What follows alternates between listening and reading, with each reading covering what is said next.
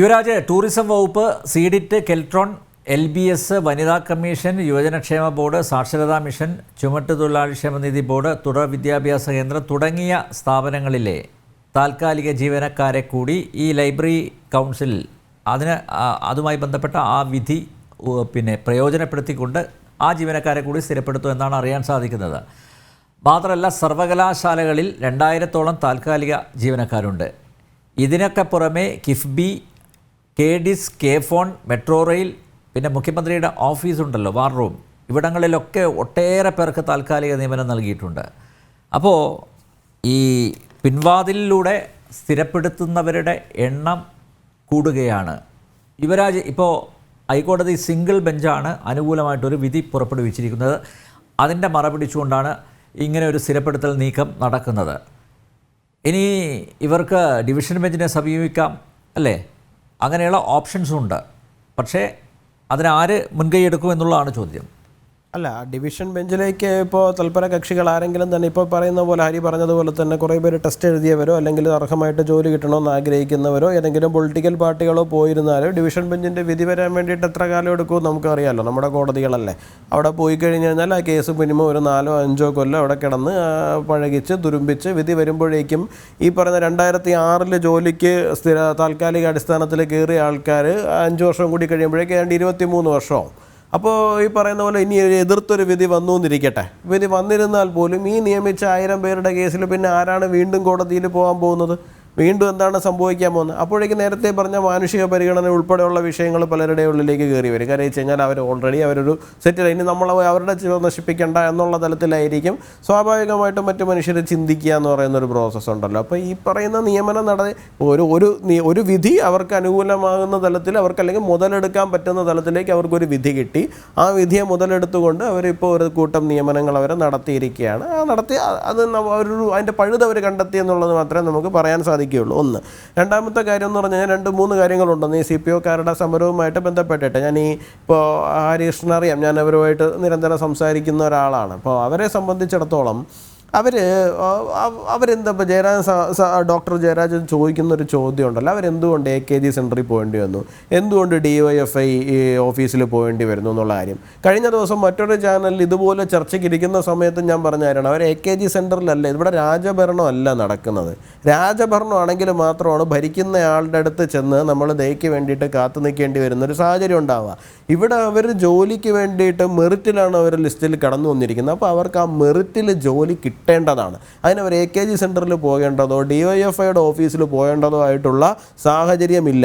പക്ഷേ എന്തുകൊണ്ട് എന്ന് ചോദിച്ചു കഴിഞ്ഞാൽ ഞാൻ മനസ്സിലാക്കുന്നിടത്തോളം ഏതാണ്ട് 6000-ഓളം ഒഴിവുകൾ ഇവർ RTI വഴി അല്ലാണ്ട് അവരുടെ പലതരത്തിലുള്ള അന്വേഷണങ്ങൾ വഴി അവർ കണ്ടെത്തുകയും അത് കൃത്യമായിട്ട് ഇവർ പോയി കൺസേൺഡ് സ്ഥലങ്ങളിൽ എല്ലായിടത്തും പോയി ഒഫീഷ്യൽ ഗവൺമെൻറ് കേന്ദ്രങ്ങളിൽ പോയി റിപ്പോർട്ട് ചെയ്യുകയും ചെയ്യുന്ന സമയത്ത് ഇവർക്ക് വളരെ നെഗറ്റീവായിട്ടുള്ള മറുപടികളാണ് അവിടെ നിന്ന് വരുന്നത്. അപ്പോൾ അവർ ആ ഒഫീഷ്യൽ ചാനലുകളിലെല്ലാം കൂടി പോയി ഇവിടെ ഒന്നും നടക്കുന്നില്ല എന്ന് കണ്ടു കഴിയുമ്പോൾ മാത്രമാണ് ഇവർ മുഖ്യമന്ത്രിയുടെ ഓഫീസിലേക്ക് എത്തുന്നത്. പിന്നെ എന്തെങ്കിലും സഹായം കിട്ടാൻ വേണ്ടിയിട്ട് AKG സെൻറ്ററിലേക്ക് പോകേണ്ടി വരുന്നത്, DYFI ഓഫീസിലേക്ക് പോകേണ്ടി വരുന്ന സാഹചര്യങ്ങളുണ്ടായിരിക്കുന്നത്. നിലവിലെ കേരളത്തിലെ സാഹചര്യം അനുസരിച്ചുകൊണ്ട് ഈ പണ്ട് മഹാത്മാഗാന്ധിയുടെ ഒരു കാര്യം പറയും, അതായത് എന്താണ്, ബ്രിട്ടീഷുകാർക്കെതിരെ നിരാഹാര സമരം ഇരിക്കാം, പക്ഷേ ഇന്ത്യക്കാർക്കെതിരെ നിരാഹാര സമരം ഇരുന്നാൽ വിജയിക്കില്ല എന്നാണ് പണ്ട് മഹാത്മാഗാന്ധി പറഞ്ഞിട്ടുള്ളത്. അറിയിച്ചു കഴിഞ്ഞാൽ ഇരുന്നിട്ട് പ്രയോജനമില്ല. അതുപോലെയാണ് ഈ പറയുന്ന നിയമസഭ ഇപ്പോൾ സമരം പൊളിറ്റിക്കലാണോ എന്ന് ചോദിച്ചു കഴിഞ്ഞാൽ ഇത് പൊളിറ്റിക്കൽ പാർട്ടികൾ എടുത്തു കഴിഞ്ഞു കഴിഞ്ഞാൽ CPM എന്താണ് പറയുക, CPM-ന് കുറച്ചുകൂടെ സൗകര്യമാവും എന്നുള്ളത് മാത്രമല്ല. ചെയ്യാത്തതിലുള്ള പരിഭവമാണ് ഡോക്ടർ ജയരാജ് ഇവിടെ പങ്കുവച്ചത്. അല്ല, അദ്ദേഹം ജനുവിനായിട്ടായിരിക്കും പറഞ്ഞതല്ലായിരിക്കും, അത് രണ്ടാമത്തെ വിഷയമാണ്. പക്ഷേ ഞാൻ പറഞ്ഞത് CPM-ന്റെ ഒരു സ്വഭാവം അനുസരിച്ചിട്ട് CPM-നെ സംബന്ധിച്ചിടത്തോളം ഇത് ഇവിടെ പൊളിറ്റിസൈസ് ചെയ്ത് കിട്ടിക്കഴിഞ്ഞാൽ അവരുടെ പകുതി കടമ്പ കഴിഞ്ഞു. ഇപ്പോൾ എന്താണ്, പൊളിറ്റിസൈസ് ചെയ്യാത്തത് കൊണ്ട് അവർക്ക് അതും പറയാൻ പറ്റുന്നില്ല. ഇത് രാഷ്ട്രീയ പ്രേരിതമായിട്ട് കുത്തിയിളക്കി വിട്ടിരിക്കുന്നതാണ് എന്നും പറയാൻ പറ്റാത്തൊരു സാഹചര്യത്തിലൂടെയാണ് അവർ കടന്നു പോകുന്നത്. എന്നുവെച്ചാൽ അവർക്ക് പൊളിറ്റിക്സ് ഇല്ല. ഞാൻ ഇവരോട് പലരോട് സംസാരിച്ചതാണ്. അവിടെ വിവിധ രാഷ്ട്രീയ പാർട്ടികളുമായിട്ട് അനുഭവമുള്ളവരുണ്ട്. ഞാൻ മനസ്സിലാക്കുന്നിടത്തോളം ഇവരിൽ കൂടുതൽ പേരും ഒരു പരിധി വരെ ഇടതുപക്ഷ അനുഭവമുള്ളവരായിരുന്നു, അല്ലെങ്കിൽ രാഷ്ട്രീയമില്ലാത്തവരായിരുന്നു, അല്ലെങ്കിൽ മറ്റു രാഷ്ട്രീയമാണ്. പക്ഷേ ഇടതുപക്ഷ അനുഭവമുള്ളവർ ഒരുപാട് പേര് ആ കൂട്ടത്തിൽ തന്നെ ഉണ്ടായിരുന്നു. പക്ഷേ മെറിറ്റ് അടിസ്ഥാനത്തിൽ എടുക്കുന്ന സമയത്ത് എല്ലാ രാഷ്ട്രീയ പാർട്ടിക്കാരും അകത്ത് വരുന്ന ഒരു സാഹചര്യവും ഉണ്ടാകുമായിരുന്നു. അപ്പോൾ ഇത്തരത്തിലാണ് ഇവർ ശരിക്കും പറഞ്ഞാൽ വലിയ ക്രൂരതയാണ് ഇവരോട് ഈ ഒരു വിഷയത്തിൽ കാണിച്ചതെന്നാണ് എനിക്ക് ഈ CPO റാങ്ക് ഹോൾഡേഴ്സിൻ്റെ സമരത്തിൽ പറയാനുള്ളത്. രണ്ടാമത്തെ കാര്യം, അദ്ദേഹം പൊതുമേഖലയുമായി ബന്ധപ്പെട്ടിട്ടുള്ളൊരു വിഷയം പറഞ്ഞു. ഞാൻ പൊതുമേഖലയുമായി ബന്ധപ്പെട്ടിട്ടുള്ള വിഷയം പറഞ്ഞത് ഇവിടുത്തെ സർക്കാർ ആശുപത്രികൾ അടച്ചുപൂട്ടണമെന്നോ KSRTC അടച്ചുപൂട്ടണമെന്നൊന്നും അല്ല ഞാൻ പറഞ്ഞത്. നമ്മുടെ ആരോഗ്യ സംവിധാനം പ്രൈവറ്റൈസ് ചെയ്തിട്ടില്ലേ? ആരോഗ്യ സംവിധാനം പ്രൈവറ്റൈസ് ചെയ്യാതെ അത് പൊതുമേഖലയിൽ മാത്രം നിലനിർത്തിയിരുന്നു എന്നുണ്ടെങ്കിൽ ഇന്ന് കാണുന്ന തരത്തിലുള്ള ആധുനിക ഫെസിലിറ്റികളോ ആധുനികമായ ചികിത്സാ രീതികളോ നമ്മുടെ നാട്ടിലേക്ക് കടന്നു വരുമായിരുന്നോ? ഗതാഗത രംഗം പ്രൈവറ്റൈസ് ചെയ്യാതെ പൂർണ്ണമായിട്ടും ഗവൺമെൻറ് സർവീസിൽ മൊണോപ്പൊളി ആയിട്ടാണോ കൊടുത്തിരിക്കുന്നത്? ഇവിടെയുള്ള പ്രൈവറ്റ് ബസ്സുകളെല്ലാം ലാഭത്തിലല്ലേ ഓടിക്കൊണ്ടിരിക്കുന്നത്? എന്തുകൊണ്ട് നമ്മുടെ KSRTC മാത്രം നഷ്ടത്തിലോടുന്നു നമ്മളൊന്ന് ചിന്തിച്ചു നോക്കണ്ടേ? ഈ നഷ്ടത്തിലാണ് ഓടുന്നതെന്നുണ്ടെങ്കിൽ ഇത്രയും കാലാകാലങ്ങളായിട്ട് ഇവിടെ സർവീസ് നടത്തിക്കൊണ്ടിരിക്കുന്ന പ്രൈവറ്റ് ബസ്സുകളൊക്കെ ഇത്രയും നഷ്ടം സഹിച്ച് സർവീസ് നടത്തുന്നതാണോ നമ്മൾ വിശ്വസിക്കുന്നത്? അല്ലല്ലോ. പ്രൈവറ്റിൽ അവർക്ക് ഓടുന്ന സമയത്ത് അവരും ലാഭത്തിലോടുന്നു, നമ്മുടെ നഷ്ടത്തിലോടുന്നു. എന്തുകൊണ്ടാണ് നമ്മൾ ചിന്തിച്ചു നോക്കണം. ഇപ്പോൾ കേന്ദ്ര ഗവൺമെൻറ്റിൻ്റെ എന്തോ നയമാണ് ഞാൻ പറഞ്ഞതെന്ന് പറഞ്ഞു. ആയുഷ്മാൻ ഡിസ്ട്രിക്റ്റ് എന്ന് പറയുന്ന ഒരു പ്രോജക്റ്റ് കേന്ദ്ര ഗവൺമെൻറ് കൊണ്ടുവന്നിട്ടുണ്ട്. ഓരോ ജില്ലയിലും ഓരോ മെഡിക്കൽ കോളേജ് എന്നുള്ള തലത്തിലേക്കാണ് ഗവൺമെൻറ് പോളിസി ഫ്രെയിം ചെയ്തുകൊണ്ട് വരുന്നതും അത് ഏതാണ്ട് പൂർണ്ണമായിട്ട് ഇന്ത്യയിൽ നടപ്പിലാകുന്ന സാഹചര്യത്തിലേക്ക് പോയിരിക്കുകയും ചെയ്യുന്നത്. അപ്പോൾ ആരോഗ്യരംഗത്ത് സർക്കാരിൻ്റേതായ ഇടപെടൽ ആ തലത്തിൽ തന്നെ നടത്തുന്നുണ്ട്. പക്ഷേ ഞാൻ ചോദിക്കുന്ന പൊതുമേഖല എന്ന് പറയുന്നത് നമ്മളെ കോക്കോണിക്സ് ലാപ്ടോപ്പ് ഓണായായിരുന്നോ? ഇവിടെ ഒരു ഇലക്ട്രിക് ഓട്ടോ ഉണ്ടാക്കും എന്ന് പറഞ്ഞു, ഓട്ടോ, അത് സ്റ്റാർട്ടായിരുന്നോ? ഇല്ല. അപ്പോൾ ഇവിടെ റെയിൽ വരുമെന്ന് പറഞ്ഞുകൊണ്ട് എത്ര കോടി രൂപയാണ് അതിൻ്റെ പഠനത്തിന് വേണ്ടിയിട്ട്, അതിൻ്റെ റിസർച്ചിന് വേണ്ടിയിട്ട്, സർവേക്ക് വേണ്ടിയിട്ടെന്നൊക്കെ പറഞ്ഞ് എത്ര കോടികളാണ് ചിലവാക്കിയിരിക്കുന്നത്. മഞ്ഞക്കുറ്റിക്ക് വേണ്ടിയിട്ട് മാത്രം എത്ര കോടിയാണ് ചിലവാക്കിയിരിക്കുന്നത്. അപ്പോൾ ഇത്തരത്തിൽ ഈ പറയുന്ന ഇവിടെ ഫോൺ എന്ന് പറഞ്ഞൊരു സാധനം കൊണ്ടുവന്നു. ഫോൺ കൊണ്ടുവന്നിട്ട് ഒരു വർഷം എന്തോ ആവുന്നു തോന്നുന്നു അല്ലേ? എത്ര വീട്ടിൽ കണക്ഷൻ കൊടുത്തു എന്നൊന്ന് പറയാമോ സാറേ? എത്ര വീട്ടിലാണ് ഫോണിൻ്റെ കണക്ഷൻ എത്തിയിരിക്കുന്നത് എന്നുള്ള കാര്യം ഒന്ന് പറയാമോ? ഇപ്പോൾ പൊതുമേഖലാ ഇതുപോലെ ഇപ്പോൾ ജിയോയെ പൂട്ടിക്കും, അംബാനിയെ പൂട്ടിക്കും എന്നൊക്കെ പറഞ്ഞിട്ടാണ് ഫോൺ കൊണ്ടുവന്നത്. എന്നിട്ട് ഫോണിൻ്റെ അവസ്ഥ എന്താണ്? ഫോണിൻ്റെ അവസ്ഥ എന്താണ്? അപ്പോൾ പൊതുമേഖലാ സ്ഥാപനങ്ങളെ ഉപയോഗിക്കുന്നത് എന്തിനാണ്? ഈ പറയുന്ന പോലെ പല ആൾക്കാരുടെയും പിൻവാതിൽ നിയമനങ്ങൾക്ക് വേണ്ടിയിട്ട് അവരുടെ ഒരു ഇടത്താവളത്തെ ഒരുക്കാൻ വേണ്ടിയിട്ട് മാത്രമാണ് ഇത്തരം പൊതുമേഖലാ സ്ഥാപനങ്ങളെ ഉപയോഗിക്കുന്നത്. ഇത് മുഴുവൻ എങ്ങനെയാണ് റൺ ചെയ്യുന്നത്? സ്റ്റേറ്റിൻ്റെ പൈസ അല്ലാന്നുണ്ടെങ്കിൽ പൊതുജനങ്ങളുടെ പൈസ എടുത്തിട്ടാണ് അത് മുഴുവനും നിലനിർത്തിക്കൊണ്ട് പോകുന്നത്. അപ്പോൾ നമ്മളിത് ചൂണ്ടിക്കാട്ടിക്കാൻ പാടില്ല എന്നാണോ താങ്കളെ പോലുള്ളവർ പറഞ്ഞു വരുന്നത്? എനിക്ക് മനസ്സിലാകുന്നില്ല. ഹരി, എന്തായാലും നിങ്ങളുടെ കേസ് ഇപ്പോഴും കോടതിയുടെ പരിഗണനയിൽ അല്ലേ? എനിക്ക് തോന്നുന്നു ചൊവ്വാഴ്ച അത് പരിഗണിക്കുന്നുണ്ടെന്ന് തോന്നുന്നു അല്ലേ? അതെ, ഇനി അടുത്ത മെയ് മാസത്തിൽ ഇത് പരിഗണിക്കുന്നുണ്ട്. ഹൈക്കോർട്ടിലെ ഡിവിഷൻ ബെഞ്ച് ഇതിനെപ്പറ്റി പരിഗണിക്കുന്നുണ്ട്. നമുക്കിനിപ്പോൾ ലീഗൽ വശം മാത്രമേ നമുക്ക് ഇതിനകത്ത് നോക്കാൻ പറ്റത്തുള്ളൂ. അതെ, ഈ മാസം ലീഗൽ സൈഡ് മാത്രമേ നമുക്ക് ഇതിനകത്ത് ചെയ്യാൻ പറ്റത്തുള്ളൂ. കാരണം ഇവരുടെ ഒന്നും പുറകെ നടന്നിട്ട് പ്രത്യേകിച്ച് കാര്യമൊന്നുമില്ലാന്ന് നമുക്ക് വ്യക്തമായിട്ട് മനസ്സിലായി. ഏകദേശം 1 വർഷത്തോളം കാലം നടത്തിയതിന്. പിന്നെ നമുക്ക് ഇതിനകത്ത് അഡീഷണൽ ആയിട്ട് ചൂണ്ടിക്കാണിക്കേണ്ടുന്ന കുറച്ച് കാര്യങ്ങളെന്ന് പറഞ്ഞു കഴിഞ്ഞാൽ ഈ PSC പരീക്ഷകൾ നടത്തുന്നതിലുള്ള സുതാര്യതയെക്കുറിച്ച് നമുക്കൊന്ന് സംശയം തോന്നിയിട്ടുണ്ട്. കാരണം ഇപ്പം റീസെന്റ് ആയിട്ട് പബ്ലിഷ് ചെയ്യുന്ന റാങ്ക് പട്ടികകളിലൊന്നും നമുക്ക് ലഭിച്ച മാർക്ക് ഇതിനകത്ത് പറഞ്ഞിട്ടില്ല. അപ്പം നമ്മുടെ തന്നെ നാട്ടിലുള്ള പ്രാദേശികമായിട്ട് പാർട്ടി തലത്തിൽ പ്രവർത്തിക്കുന്ന ഒരുപാട് ഉദ്യോഗാർത്ഥികൾ, അതായത് PSC പഠിക്കുന്നതുകൊണ്ട് നമ്മൾ കാണുന്നില്ല, PSC കോച്ചിങ് സെന്ററിലൊന്നും പോകുന്ന കാണുന്നില്ല, അവരെല്ലാം 100-നും 150-നകത്തും റാങ്ക് വരുന്ന ഒരു സാഹചര്യം ഉണ്ടായി. അപ്പം ഞാനത് വെറുതെ ഒരു ആരോപണമായിട്ട് പറയുന്നതല്ല. കഴിഞ്ഞ എൻ്റെ മുമ്പത്തെ മാസത്തിൽ ഒരു വാർത്ത ഉണ്ടായിരുന്നു. അതായത് SI പരീക്ഷയ്ക്ക് ഫിസിക്കൽ ടെസ്റ്റ് അറ്റൻഡ് ചെയ്യാത്തവരുടെ പേര് പോലും ഫൈനൽ റാങ്ക് പട്ടികയിൽ വന്നിട്ടുണ്ട് എന്നുള്ളൊരു ന്യൂസ് നമ്മൾ ശ്രദ്ധിച്ചൊരു കാര്യമാണ്. അപ്പോൾ നമുക്കിതെല്ലാം കൂടെ വെച്ച് നമുക്കിത് ഒരുമിച്ച് വായിച്ച് നോക്കുമ്പോഴത്തേക്ക് നമുക്ക് മനസ്സിലാവുന്നത് ഇതിനുള്ളൊരു സുതാര്യത തന്നെ ഇപ്പം വരും കാലങ്ങളിൽ നഷ്ടപ്പെട്ടുകൊണ്ടിരിക്കുകയാണെന്നാണ്. മറ്റൊരു സംസ്ഥാനങ്ങളിലും ഇല്ലാത്തത്ര PSC മെമ്പർമാരാണ് നമ്മുടെ കേരള സംസ്ഥാനത്തുള്ളത്. 21 PSC മെമ്പർമാരാണുള്ളത്. എന്തിനാണ് 21 PSC മെമ്പർമാരെ ഇത്രയും ലക്ഷക്കണക്കിന് രൂപ കൊടുത്ത് നിയമിച്ചേക്കുന്നതെന്നുള്ളത് നമുക്ക് ഇപ്പോഴും മനസ്സിലാവാത്തൊരു കാര്യമാണ്.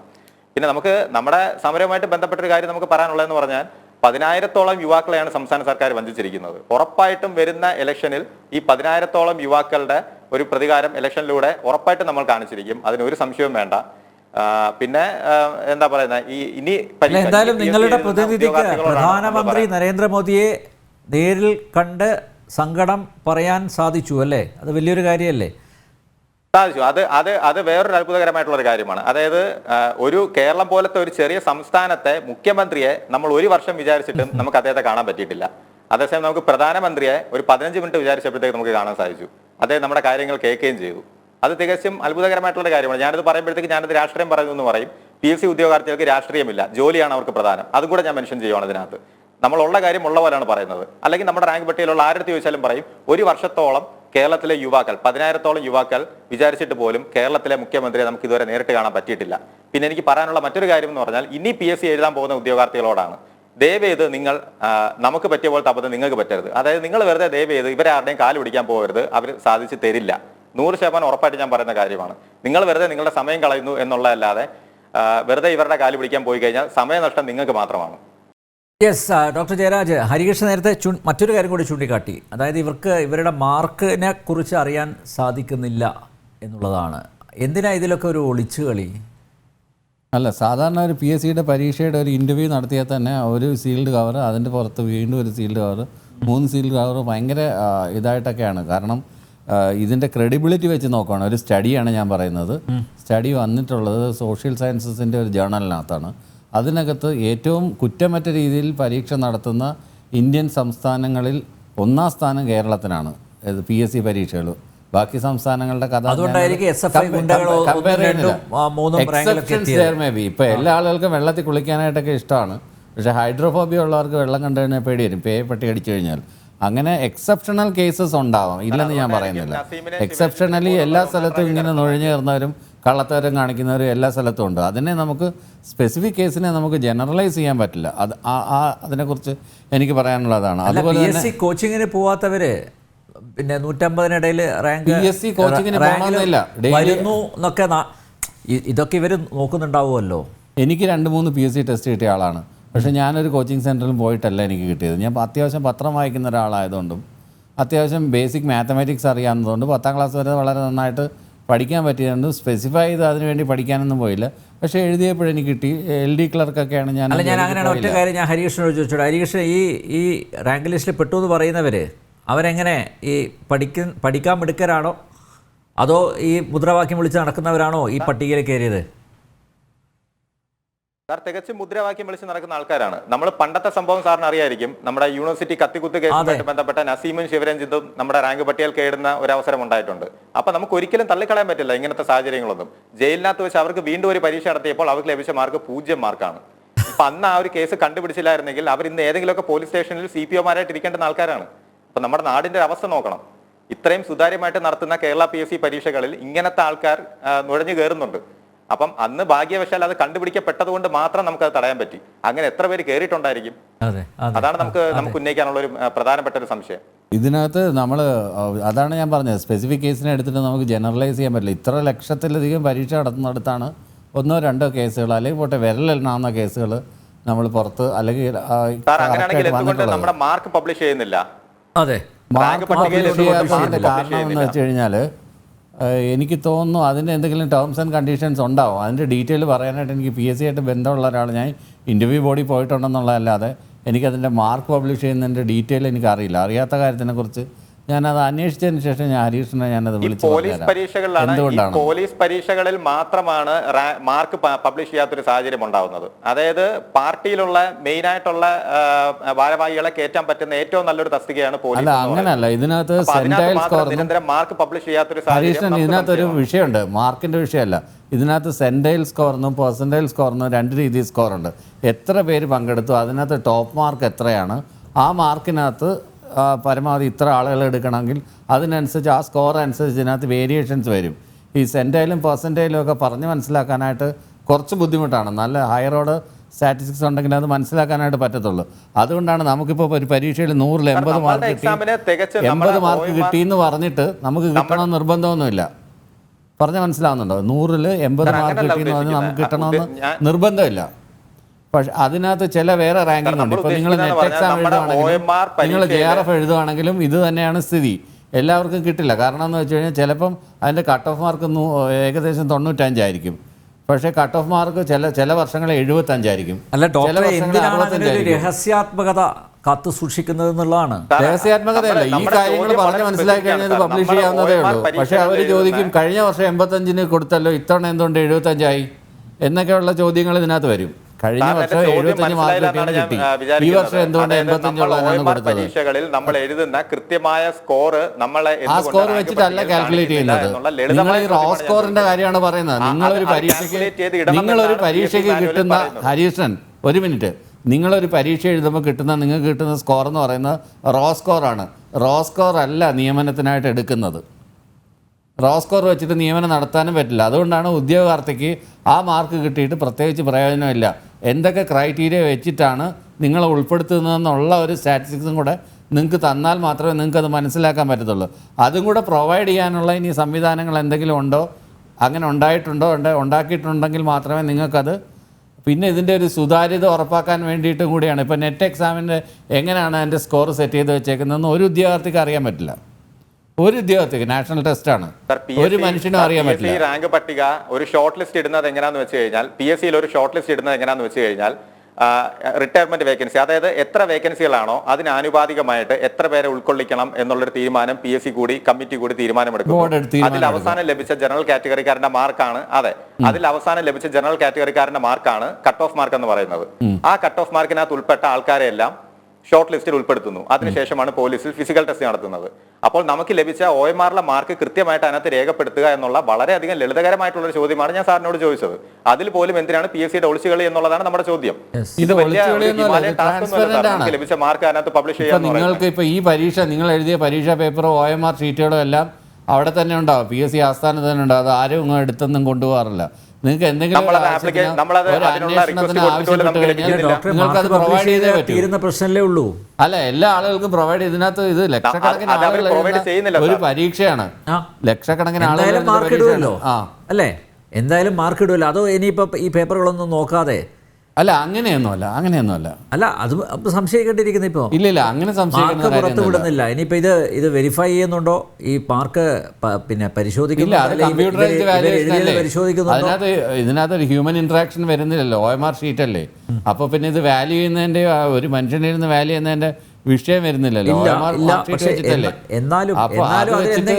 അത് ഇങ്ങനെ എടുത്ത് മാറ്റി വെക്കണമെന്ന കാര്യങ്ങളൊന്നും എന്തെങ്കിലും ഉണ്ടോ എന്നുള്ളതാണ്. ഇല്ല, അങ്ങനെ സംശയങ്ങൾ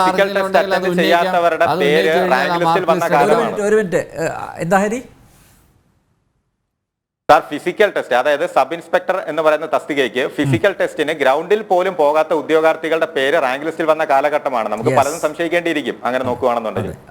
നടക്കില്ല എന്ന് പറയുന്ന പല കാര്യങ്ങളും ഇപ്പൊ കേരളത്തിൽ നടക്കുന്നുണ്ട്. അതുകൊണ്ട് സാർ അങ്ങനെ അണ്ടർ എസ്റ്റിമേറ്റ് ചെയ്ത് പറയരുത് ഇതൊന്നും നടക്കില്ല എന്നുള്ള കാര്യം. അല്ല, മേ ബി പോസിബിൾ. ഞാൻ പറഞ്ഞില്ലേ, ഒരു സിസ്റ്റം ആവുന്നുണ്ട്, അതിനകത്ത് കറപ്റ്റഡ് പേഴ്സൺസ് ഉണ്ടാവും, അഴിമതിക്കാരുണ്ടാവും, അല്ലാത്തവരുണ്ടാവും. എല്ലാം 100% ഫുൾ പ്രൂഫ് ഞാൻ അവകാശപ്പെടുന്നില്ല. എല്ലാം ഫുൾ പ്രൂഫ് ആണെന്ന് അവകാശപ്പെടുന്നില്ല. അതാണ് ഞാൻ ആദ്യം പറഞ്ഞത്. എക്സെപ്ഷൻസ് ആണ്. എക്സെപ്ഷൻസ് വെച്ചിട്ട് ഒരു നല്ല രീതിയിൽ നടക്കുന്ന ഒരു സംവിധാനത്തിനെ മൊത്തം താറടിച്ച് കാണിക്കുന്നത് ശരിയായൊരു സമീപനം അല്ല എന്നാണ് എനിക്ക് അതിനെക്കുറിച്ച് പറയാനുള്ളത്. പിന്നെ രണ്ട് കാര്യങ്ങളൂടെ എനിക്ക് പറയാനുണ്ട്. എല്ലാ ജില്ലകളിലും ഒരൊറ്റ സെക്കൻഡ് ഹരീഷ്ണ, എല്ലാ ജില്ലകളിലും മെഡിക്കൽ കോളേജുകൾ അനുവദിക്കാൻ ഒരു കേന്ദ്ര ഗവൺമെൻറ് പ്രോജക്റ്റിൻ്റെ കാര്യം ഇവിടെ പറഞ്ഞിരുന്നു. അപ്പോൾ യുവരാജ് പറഞ്ഞിരുന്നു. അതിനകത്ത് നമ്മളൊരു എയിംസ് ചോദിച്ചിട്ട് എത്ര വർഷമായി? ഒരു all India institute of medical science ചോദിച്ചിട്ട് ഇതുവരെ അനുവദിച്ചിട്ടില്ല. അതിൻ്റെ സ്ഥലം നോക്കാനോ സ്ഥലം കണ്ടുപിടിക്കാനോ എവിടെ വെക്കണമെന്നോ, കാസർഗോഡ് വേണോ, കൊല്ലത്ത് വേണോ, തിരുവനന്തപുരത്ത് വേണോ എന്നുള്ളൊരു തീരുമാനം പോലും ഇതുവരെ ആയിട്ടില്ല. എന്നിട്ടാണ് എല്ലാ ജില്ലകളിലും ഇനി ഇത് ഫോൾട്ടി പ്രോമിസസ് ആണ്. പെട്രോൾ വില കൂട്ടുമെന്നാണ് ഇപ്പോൾ, കുറയ്ക്കുമെന്നാണ് ഇപ്പോൾ പറഞ്ഞിരിക്കുന്നത്. ഇത്രയും നാൾ കുറയ്ക്കേണ്ടാത്ത പെട്രോൾ വില ഇനി എങ്ങനെയാണ് കുറയ്ക്കാൻ പോകുന്നത്? 80 ലക്ഷം ആളുകൾക്ക് ഫ്രീ ആയിട്ട് പിന്നെ ഫുഡ് കൊടുക്കുമെന്നാണ്. ഇങ്ങനെ എത്ര വാഗ്ദാനങ്ങളാണ് നമ്മൾ ദൈനംദിനം കേട്ടോണ്ടിരിക്കുന്നത്. എല്ലാവരുടെയും പ്രകടന പത്രികയുടെ കാര്യമാണ് ഞാനീ പറയുന്നത്. എല്ലാവരുടെയും പ്രകടന പത്രികയുടെ കാര്യമാണ് ഞാൻ പറഞ്ഞത്. ജനറലി ഞാൻ പറഞ്ഞതാണത്. ഞാൻ പറഞ്ഞത്. നമുക്ക് എന്തായാലും ചർച്ച വൈൻഡപ്പ് ചെയ്യേണ്ടിയിരിക്കുന്നു. പിന്നെ യുവരാജ്, ഇപ്പോൾ നമ്മുടെ ചോദ്യം പിൻവാതിലാകുമ്പോൾ PSC എന്തിനെന്നുള്ളതാണ്. ഇപ്പോൾ PSCയെ പോലും വിശ്വസിക്കാൻ പറ്റാത്ത ഒരവസ്ഥയാണ് ചർച്ച ചെയ്ത് വന്നപ്പോൾ. അങ്ങനെയാണ് മനസ്സിലാക്കുന്നത്. അല്ല, അദ്ദേഹം പറഞ്ഞ രണ്ട് കാര്യങ്ങളുണ്ട്. ഒന്ന്, എല്ലാ ഡിസ്ട്രിക്റ്റിലും മെഡിക്കൽ കോളേജ് എന്നുള്ളത് അത് ആക്ച്വലി ഓൾമോസ്റ്റ് ഏതാണ്ട് 80% 90% നടന്നു കഴിഞ്ഞു എന്നാണ് ഞാൻ അതിനകത്ത് മനസ്സിലാക്കുന്നത്. ഏതാണ്ട് 600 എത്രയോ മെഡിക്കൽ കോളേജുകൾ എന്തോ ഇതിനോടകം തന്നെ വന്നു കഴിഞ്ഞിട്ടുണ്ട്. ഏതാണ്ട് അത് ഓൾമോസ്റ്റ് ആയിട്ടുണ്ട്. അതിന് വളരെ ചുരുക്കം മാത്രമേ ബാക്കിയുള്ളൂ എന്നുള്ളൊരു സാഹചര്യത്തിലാണ്. ഒരു വാഗ്ദാനമല്ല, അത് ഏതാണ്ട് ചെയ്തുകൊണ്ടിരിക്കുന്ന ഒരു പ്രോജക്റ്റാണ്, ഓൺഗോയിങ് പ്രോജക്റ്റാണ്. എയിംസിൻ്റെ കാര്യം എന്ന് പറഞ്ഞു കഴിഞ്ഞാൽ സ്റ്റേറ്റ് ഗവൺമെൻറ് അതിനനുസരിച്ചിട്ട് വളരെ കൃത്യമായിട്ട് മുമ്പോട്ട് പോയാൽ മാത്രമേ അത്തരം കാര്യങ്ങൾ നടക്കുള്ളൂ. ഇപ്പോൾ വന്ദേ ഭാരത് കേരളത്തിലേക്ക് വന്നില്ല, എന്തെങ്കിലും വിവേചനം ഉണ്ടോ? 2 വന്നു, ഇപ്പോൾ 3ാമത്തെ വരാൻ പോകുന്നു, 4ാമത്തെ വരാൻ പോകുന്നു, വരുന്നുണ്ട്, ആവശ്യം പോലെ വരുന്നുണ്ട്. നമ്മുടെ ഇവിടുത്തെ റെയിൽവേ സ്റ്റേഷനുകളൊന്ന് കയറി നോക്കുന്നേ. കേരളത്തിൽ ഇതിന് മുമ്പ് ഇങ്ങനൊരു വികസനം കേരളത്തിൻ്റെ റെയിൽവേ മേഖലയിലേക്ക് വന്നിട്ടുണ്ട്. അപ്പോൾ കേരളത്തിനോട് അങ്ങനെ പ്രത്യേകിച്ച് അവഗണനയൊന്നുമില്ല. ഇന്ത്യയിലെ ഏറ്റവും നല്ല രീതിയിൽ തന്നെ കേരളത്തിനെയും കേന്ദ്ര ഗവൺമെൻറ് ട്രീറ്റ് ചെയ്യുന്നുണ്ട്. അതിനകത്തൊന്നും ബുദ്ധിമുട്ടൊന്നുമില്ല. നമ്മുടെ വിഷയം അതൊന്നും അല്ലല്ലോ. നമ്മുടെ വിഷയം ഇവിടുത്തെ വിഷയമാണ്. പിന്നെ PSC ഒരൊറ്റ കാര്യം കൂടെ, PSCയുമായി ബന്ധപ്പെട്ട നിയമനത്തിൻ്റെ ഏറ്റവും സുതാര്യമായ എന്നൊക്കെ പറയുന്നുണ്ട്. ശരിക്കും പറഞ്ഞാൽ PSC വഴി ഇത്രയും നിയമനം നടക്കുന്ന കേരളത്തിൽ മാത്രമേ ഉള്ളൂ. ബാക്കി എല്ലാ സ്റ്റേറ്റുകളിലും അതാത് ബോർഡുകളാണ് ചെയ്യുന്നത്. പോലീസിൻ്റേതായ ബോർഡുണ്ട്, മറ്റ് പലതിനും അതിൻ്റേതായ ബോർഡുകളുണ്ട്. ആ ബോർഡുകളാണ് നടത്തുന്നത്. അപ്പോൾ PSC വഴി നിയമനം നടത്തുന്ന ഏറ്റവും കൂടുതൽ സ്റ്റേറ്റ് ഏതാ? അത് കേരളമാണ്. മറ്റെല്ലാ സംവിധാനങ്ങളിലും ഓരോ വിഭാഗത്തിന് അതിൻ്റേതായ ബോർഡുകളുണ്ട്, അതിൻ്റേതായ എക്സാമുകളുണ്ട്. ആ എക്സാമുകളൊക്കെ വളരെ സുതാര്യമായിട്ട് തന്നെയാണ് എല്ലായിടത്തും നടക്കുന്നത്. ഇപ്പോൾ കേരളത്തിൽ അത്ര സുതാര്യമല്ല എന്നൊന്നുമല്ല ഞാൻ പറഞ്ഞത്. പക്ഷേ ആ സുതാര്യതയ്ക്ക് പിണറായി വിജയൻ സർക്കാർ 2 ടൈം അടുപ്പിച്ച് ഭരിക്കുന്ന സാഹചര്യം വന്നപ്പോഴേക്കും ആ സുതാര്യതയ്ക്ക് വലിയൊരു കുറവ് വന്നിട്ടുണ്ട് എന്നുള്ളത് മാത്രമാണ്. യെസ്, അഭ്യസ്തവിദ്യരായ തികച്ചും യോഗ്യരായ ചെറുപ്പക്കാരെ, യുവാക്കളെ ഇരുട്ടിലാക്കി പിൻവാതിൽ നിയമനങ്ങൾ നടത്തരുത് എന്നാണ് പറയാനുള്ളത്. ജനം ഡിബേറ്റ് ഇവിടെ പൂർണ്ണമാകുന്നു. ചർച്ചയിൽ പങ്കെടുത്ത എല്ലാ അതിഥികൾക്കും നന്ദി. ഒപ്പം പ്രേക്ഷകർക്കും.